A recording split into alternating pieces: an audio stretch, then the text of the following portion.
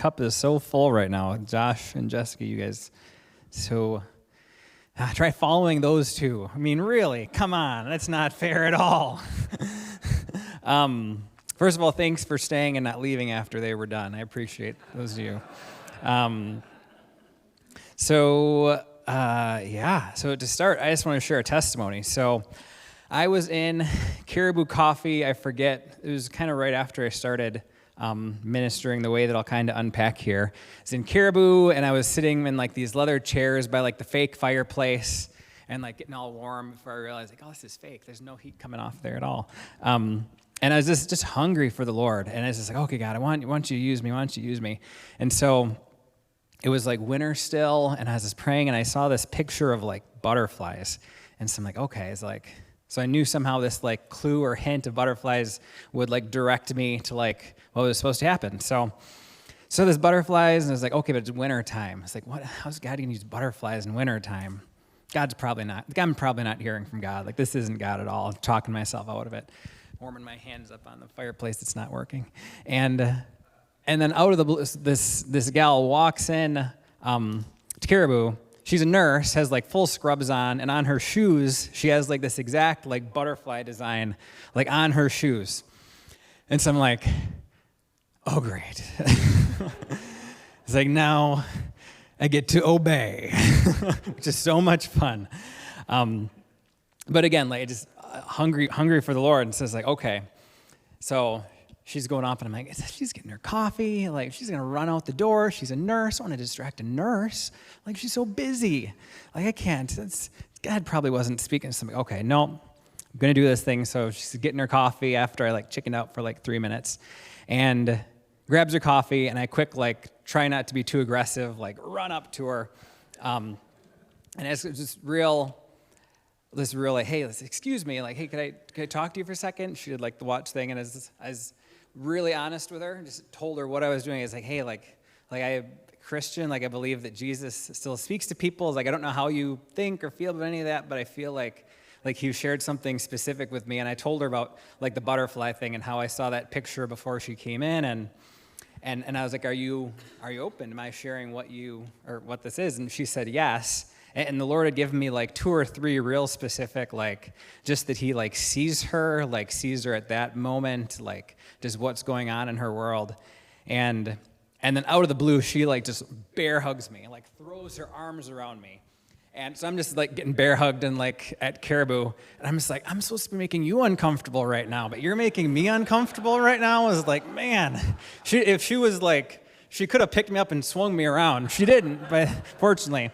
But just gave me this like big hug, and again, I hadn't gotten a whole lot of feedback from her, like nods or like so I was just like completely shocked by it, and then she had said that it was like the year anniversary of like when like I think her daughter had like died, and again, it's like it was just so powerful, like it was just like so powerful, and it's just like, and I was just sitting there like trying to like be comfortable by my fake fireplace in Caribou, and I could have just chosen to like just hang out, and it's just like there were like 3 or 4 steps of like, I don't want to do this, but yes, God. I don't want to do it, but yes, God. Like, I don't want to do it, and then like God, like obviously like that lady didn't have an encounter with me at Caribou. Like she encountered like the Father's heart and the Father's love at Caribou. And it was just so powerful. And actually, so I said it was the year anniversary of when her daughter died. It might have been her sister.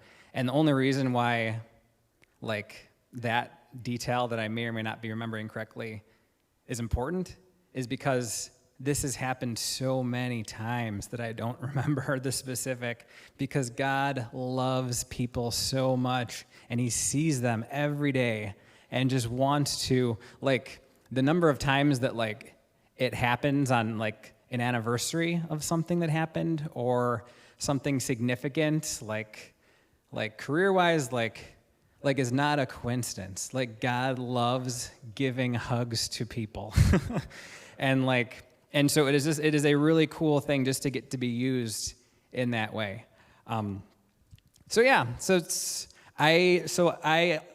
I had no problem she hugged the messenger that day. The messenger got hugged. I was that guy. And she didn't, like I said, that I was a small piece of that puzzle, and the rest of it was just God just going after her. And he could have done it by himself. He could have used someone. He could have showed up to her in a dream. He could have done anything, but he wanted to use me to give her a hug that day, and it was just, it's amazing. So I had gotten saved in college, and the first piece of that was I saw people who were really excited about Jesus.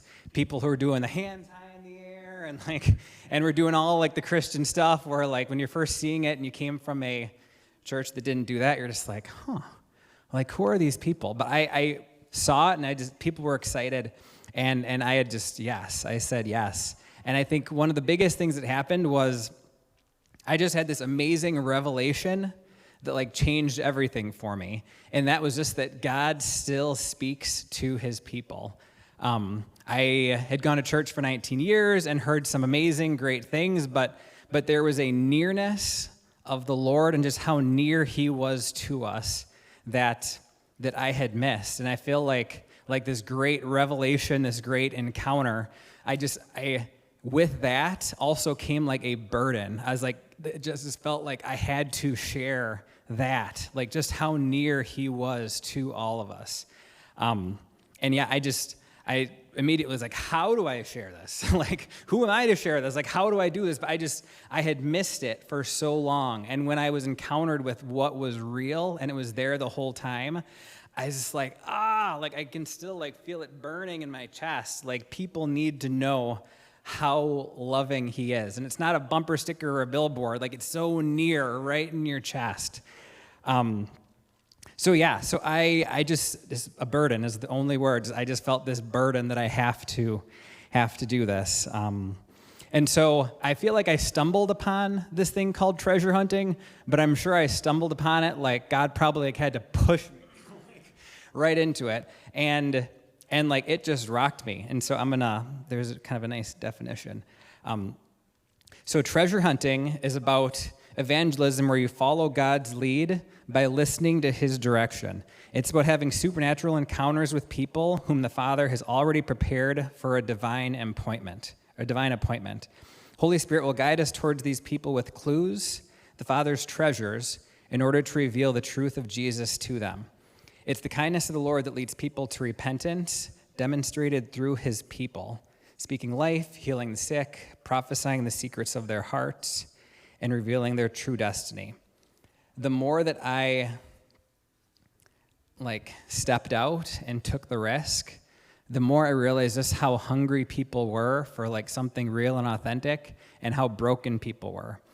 I had this fear that I was going to be offending all these people and all this, and it's just people they're just hungry for just something real and authentic. So when this first started, believing that God still speaks to people and that he'd want to speak to me was probably my biggest hurdle. I had a lot of heart work to do of just does he love me enough to speak to me?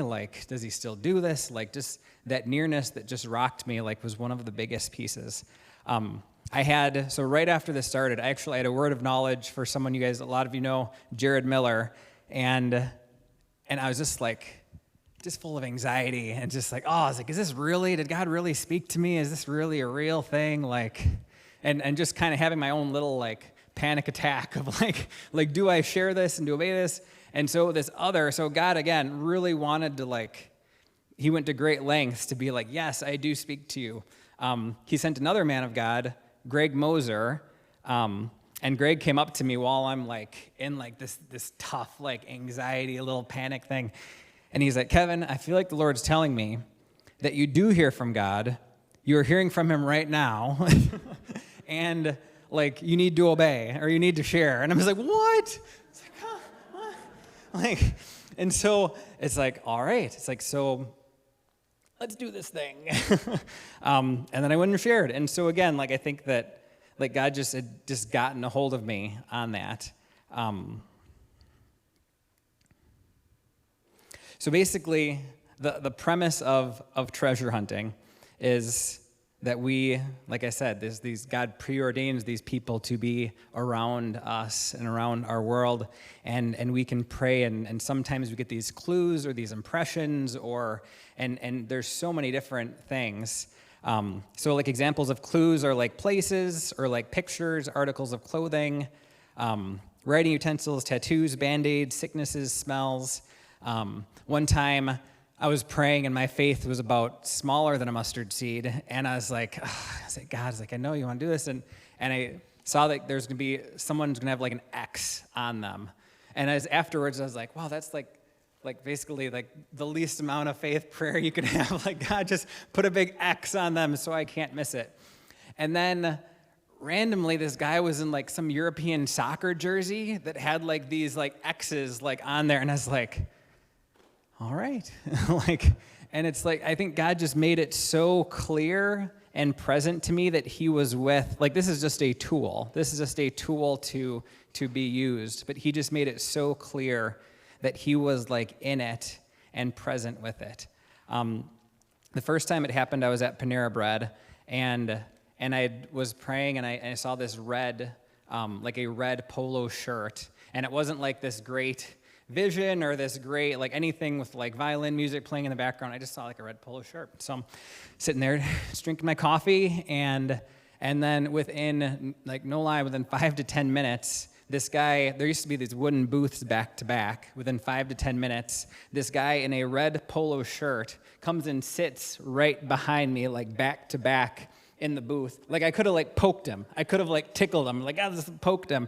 And I was just like God went so out of his way, like early on, just to say like yes, like I am speaking to you, like do this. And again, the guy was less than a foot from me. Like God's probably like, if he's 3 foot away from Kevin, then Kevin's not going to obey or do it. He's going to be like, nope, that's not God. Like that was something else. But he put him like less than a foot. And so I got up, and after like 10 minutes of like stewing on it, and I just said, hey, this is what I'm doing. Like how do you, like, can I share this with you? And he said yes, and he shared with me that like he had a lot of death in his life. A lot of people had been dying in like that previous like amount of time. And like he just like, again, like just like he believed when I said like God wants, he sees you today. Like he sees this. And then I had like a word of knowledge to it. Like I kind of disappeared pretty quickly, and like the Lord was like ministering to him. And it started with like a red polo shirt and someone who like was just stepping out of their comfort zone.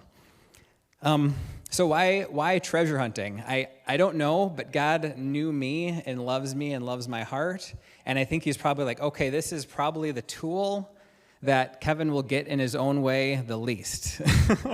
And so it's like, okay, like, yes. And it made sense to me. And it was a launching pad for like stretching myself in like other areas. Because I think so many times we want to share, but don't know how to do it.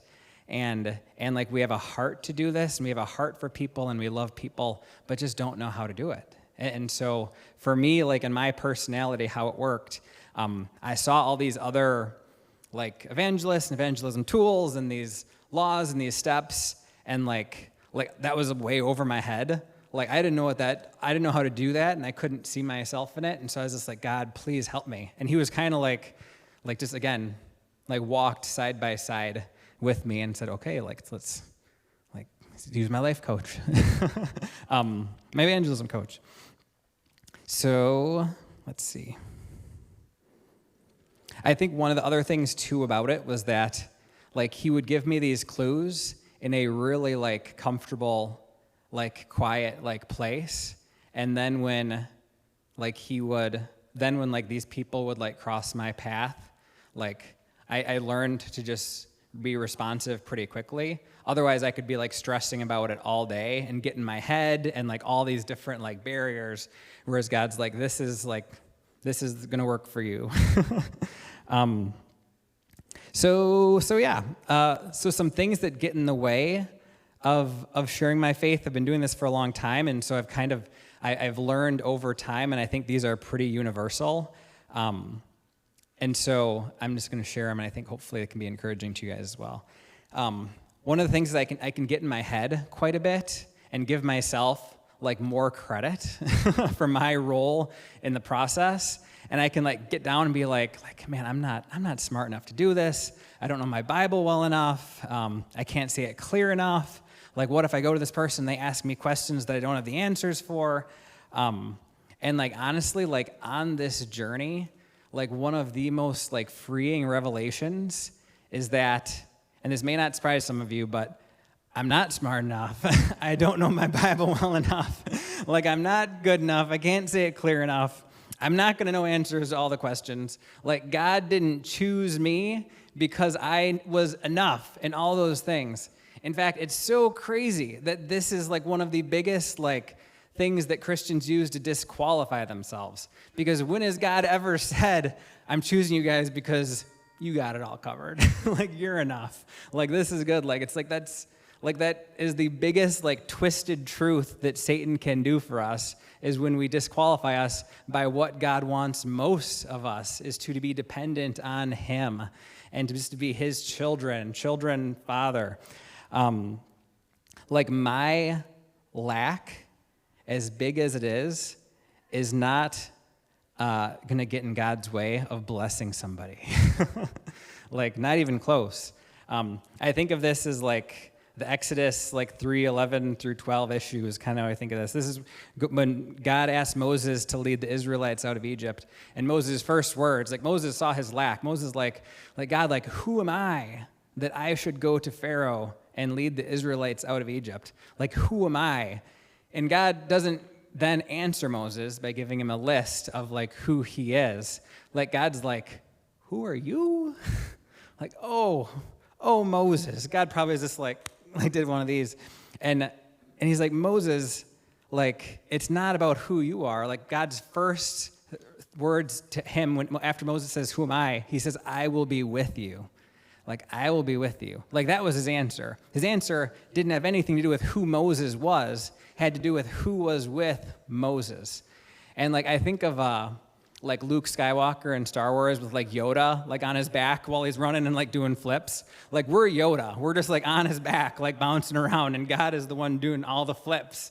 So anyway, so yeah, like, and again, even then when Moses died, like Joshua, the same thing. Like, God went and spoke to Joshua, and God said, I will be with you, Joshua. Like, before Joshua was even able to be like, who am I? Like, God is just like, no. So yeah, so anytime that I'm trying to disqualify myself or say I'm not enough this or not enough that, or I can't do this, or whatever, it's just like, I'm not enough this and I'm not enough that. Like, God is more than enough. Like, his grace is so good and he loves us so much. So another thought, and this is one that I always come for, like if I can't answer someone's question, or if I don't know that, like if someone asks me or like tries to stump me and I don't know the answer, I just say, wow, yeah, I don't know. Like, I don't know the answer. Like, when did part of like sharing the love of Jesus have to do with like you knowing all the answers to all the questions? Like, it's such a crazy thing. And truly, if anything, like, if I don't know the answer to someone and I'm having an engagement, they're probably going to like me more. Like, not that it's about me being liked, but like, if I'm also representing like a believer who loves Jesus, who if they have an idea about Christians and who we are, about, oh, we're too holy, or we're this or that, or we think we're this, it's like, and I'm being honest and humble, and yeah, I don't know the answer to that, but I'll find out that answer. That's really good. It's like, that's a real genuine, like again, there's just a humility of just being like, okay, I am sent by God. Like, they're receiving God or they're rejecting, like, and so it's such a big piece of the puzzle. Another thing I want to throw out is, so because I like to do this pretty regularly and can be in seasons where, I'm going to take a drink. Can be in seasons where I do this regularly, you can find out really soon, like, if you're not like tending to your heart. And so what I mean by that, so I think of Philippians 4:8. Finally, brothers, whatever is true, noble, right, pure, lovely, admirable, If anything is excellent or praiseworthy, think about such things. So this is confession time. I love to binge watch shows or movies, and I love these things. They're so much fun. However, it is very hard to merge that with a heart that is hungry to be used by the Lord. And if I'm in a season like that where I'm watching something and consuming it and it's fun and I'm loving it, and then I'm going out, my ability and heart and desire to be bold and responsive to the Father and to be used, it's I'm diluting that hunger when I fill my stuff with anything but just the pure, just Jesus in my cup. And it's a tough thing, because like I said, it's really comfortable to sit and do this and do that versus something that is more pure. So yeah, I think if my cup isn't full, or if I'm not, I keep using the gardening metaphor, but if I'm not tending to my heart, but I'm wanting to be used, those won't, you have to just keep your heart on Jesus, or it's not going to work. I think there's the what if something bad happens game. What if I make someone mad? What if I offend them? What if they try to get me fired from my job? What if this? What if that? And I often, I think of it's like playing poker with Satan, and we can play too. What if this person is the catalyst that gets their whole family saved? What if 1 million people get saved? What if this encounter changes their history? What if this person, and this was a sweet testimony, someone who came back to me later said they were to commit suicide that night before I went and talked to them. And it's what if that, Satan? Yeah, what if I get fired? I think I'll be okay. But what if something happens that just takes huge ground on your kingdom? Anyway, so yeah, it's just, I think it's good stuff. God is good. Another one I think sometimes is what if God comes back while I'm telling someone how much God loves them? Wouldn't that be a cool thing? Be clouds, what's happening there? Plus, I'm right in the middle of doing it. I might pretend not look over my shoulder and just keep, he's so awesome. Man, when your wife catches you cleaning something she didn't know you knew how to clean, and she just catches you in the act, and you're I'm always scrubbing the floor.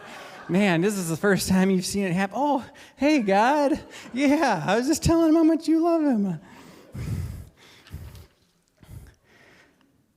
Another obstacle for me is just, and Josh and Jessica, you guys said this so well, just stepping out of my comfort zone. I love being comfortable. I'm just going about my day and my business, and even if it's a tough day or a stressful day, there's a level of comfort in it, and that I kind of know how it's going to go. I know what's going to happen. And it's a whole lot safer to not obey and just keep to myself. And truly too, there's no fun little tip or trick for this for me, but the times I step out with the Lord is when your relationship with Jesus and God grows the roots, and you start getting your own history with the Lord. And truly, I have a fun history with the Lord of times that crazy things have happened, and it's that's just mine and God's story. That's, no one can really look back. God will remember those things in heaven. I think of my wife and I, our third week of marriage, there was this 5 or 10 minute window where I broke a vase that she really liked. And then at one point, this is all in a very small time. Then I was pouring something in a glass while I was talking to her, and I was missing the glass. And so I broke this vase, I was missing the glass, and she was just and there was a third thing too, I can't remember, but I broke something or destroyed something that she was a lot more high class than I was. So it's and we laughed about that for a long time of just just kind of have your own history of just, I forget where I was going with that, but yeah, it was just your own history. When anytime you step out of your comfort, if you're not looking for opportunities almost to be uncomfortable or to stretch yourself, your faith the roots of your faith aren't going to be that deep. I think, so those are just things that I've had to overcome. Here's some just truths and tips I've learned from sharing love with God's people. So he wants us to obey and share the love of his son, not just like because he loves the lost sheep, and of course he does. Like God's love is just so big and crazy powerful, but he loves spending time with us. When we are on mission for God and like on point and going for it, he just loves us so much. And I think of like when I'm like, oh, I need to run to the grocery store and like grab like milk, and like one of my kids will like come with me. Like I don't forget that they're with me because I'm going to get milk. Like if anything, like I'm so aware of like they're sitting in the back seat while I'm driving and they're walking with me and how they're interacting with the cashiers and the clerks and like smiling at them, or they're doing this, or they're asking to buy candy. Like it is such a precious time when they are just with me. And again, like every time we do this evangelism, it is just an opportunity to spend time with our Father, and he just loves it so much. Like it's so good. Like I think of like the Bible verse talks about like God leaves the 99 to go after the one. And it's like God just loves us so much. And I just want to be like left the 98 because the one, or no, like I want to go with God to get the one, like because God just loves us so much. He's so good. Like I think if you're someone who like has a heart to either grow in this or start this or just do it more, like when I first like was getting hungry, like I wrote people letters. Like I could barely speak like 2 or 3 words in the same sentence. I was so nervous. And so I just write people letters and be like, hey, like heard this thing that God still speaks to people. Like it's even like written in this book like called the Bible. And so I just would like share that and be like, hey, I'm going to practice. And I hope you don't mind, but I'm going to practice on you. And I would just like share 2 or 3 things that I felt like the Lord was sharing me. And I would like pick like my high school friends who I hadn't seen in years and just mail it to them, or Facebook message it to them. And they would come back and just be like 2 or 3 were just like shocked and just felt and be like, whoa, like that was like, how'd you know that? Like that wasn't, it's just like I didn't. But again, those were like safe places for me to do it. So I think that would be a place to start. Write a letter. God is such a good father. He's not going to deep end the pool you. Like you will definitely, like he will hand in hand with you the whole time. I'd also say like don't have an agenda. Like just like start out with people even you already know, and like maybe just share a testimony. Like testify with God, like testify of what he's already done.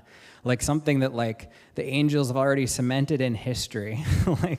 like you are sharing a testimony. Like that is a huge thing. There's never a time where you say something the Lord has done that you're not like on holy ground. Like you are like sharing this happened. And even times where I share it with someone who might not believe it, it's like you're still partnering and you're pulling something down, and you're sharing it. Another one I'd say is have fun. It might be awkward and weird. I think a lot of our culture gets uncomfortable anytime you talk about faith, so just it might be awkward and weird. Like have fun.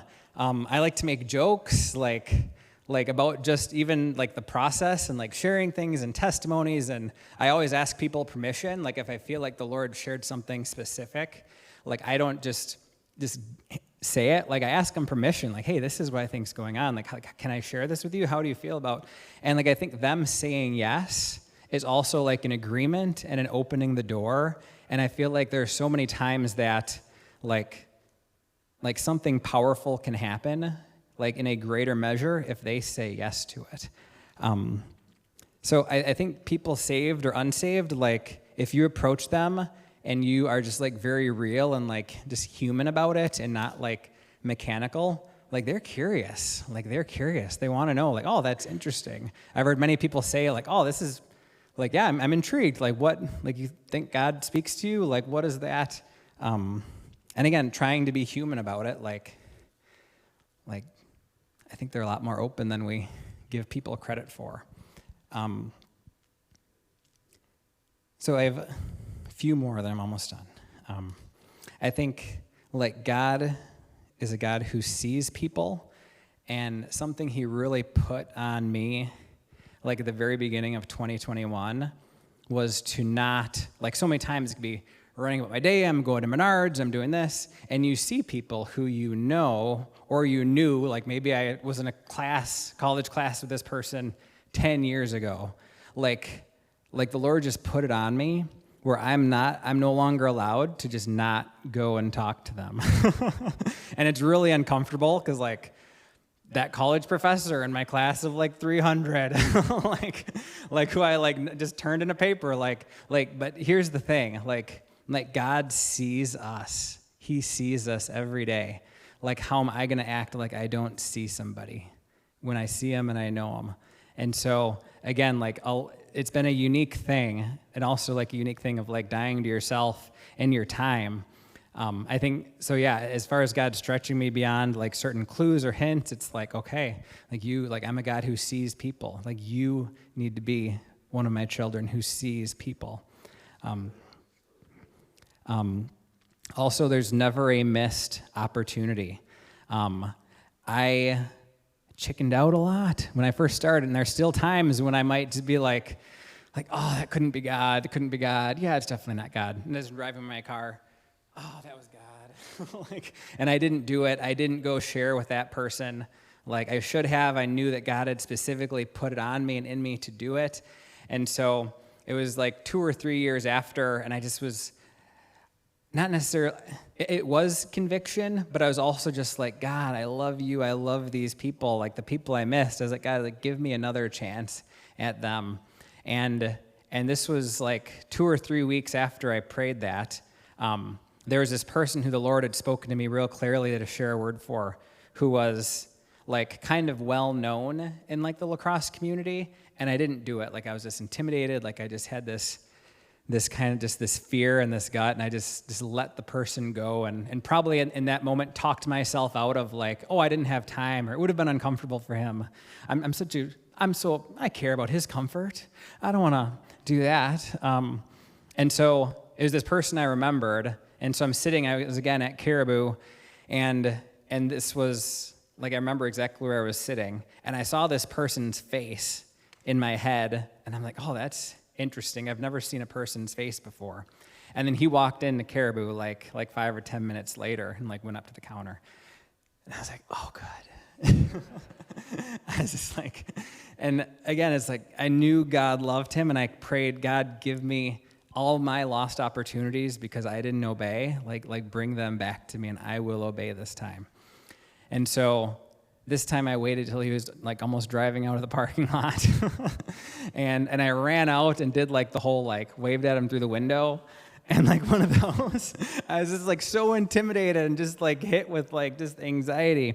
And so I was able to just be like, hey, and then like shared what I was doing, and he let me like share these words of knowledge with him, and he was a Christian and was able to like speak all this through his window. Now, I could have done it a lot sooner, but I sat there feeling awkward and uncomfortable, and had to chase him out the door. But again, like God is so good, and every time we're sitting in our discomfort and obeying or disobeying, like we are spending time with him. Like our roots in our relationship with him are just growing deeper into the ground, and our God stories and our personal history with the Lord is just growing with him, and our funny like inside jokes are growing too.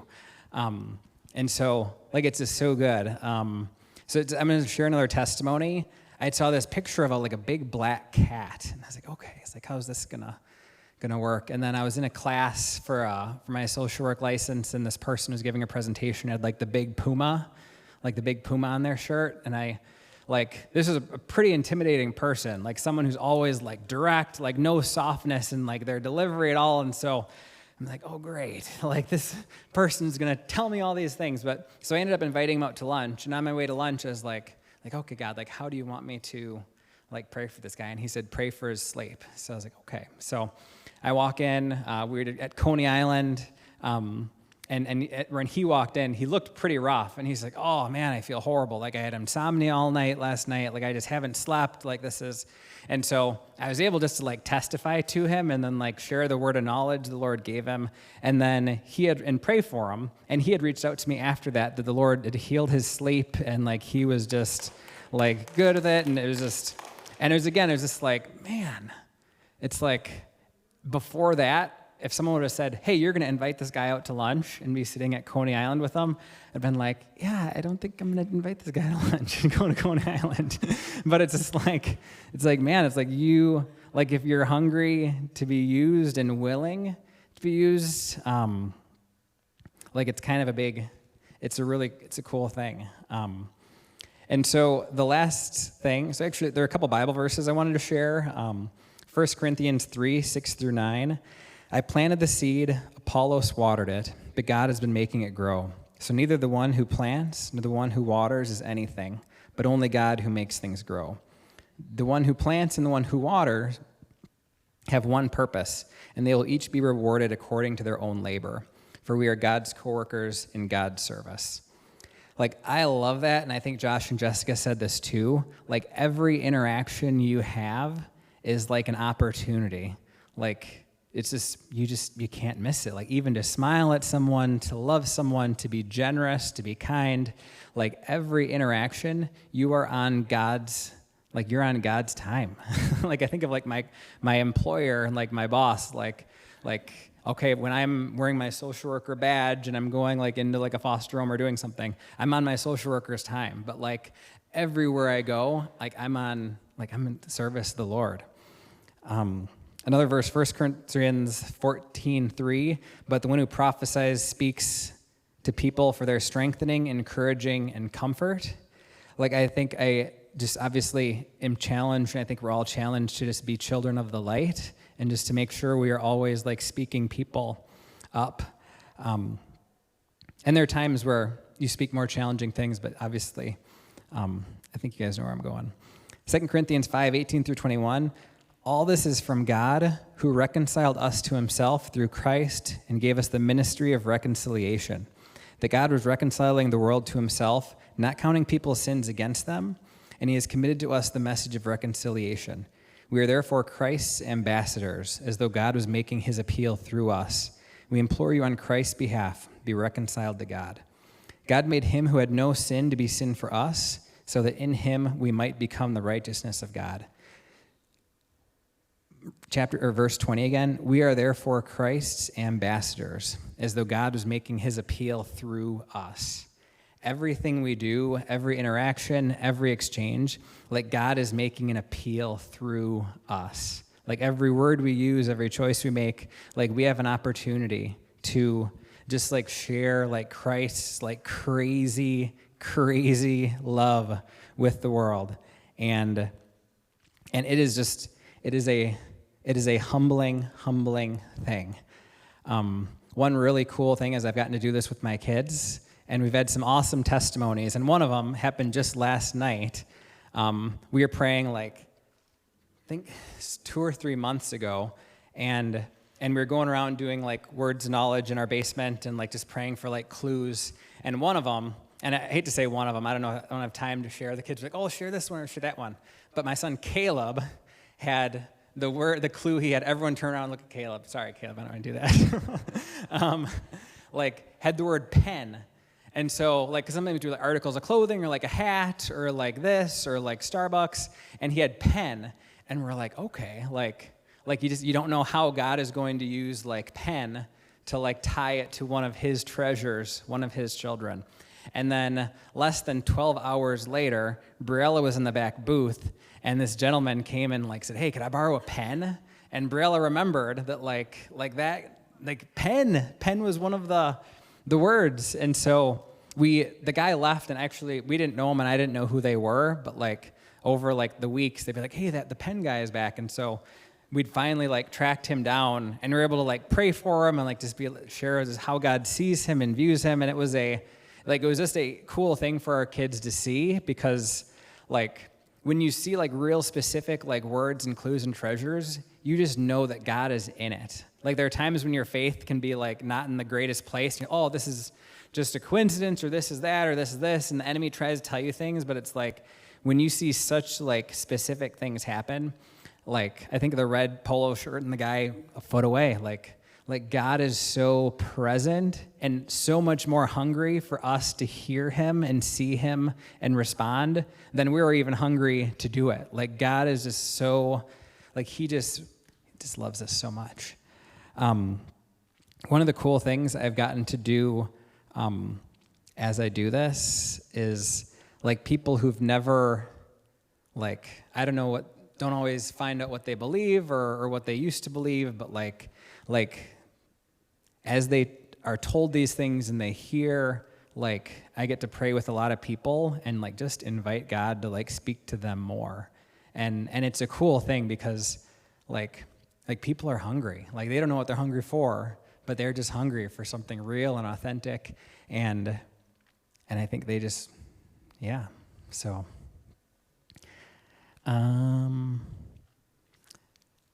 that's all I got, folks.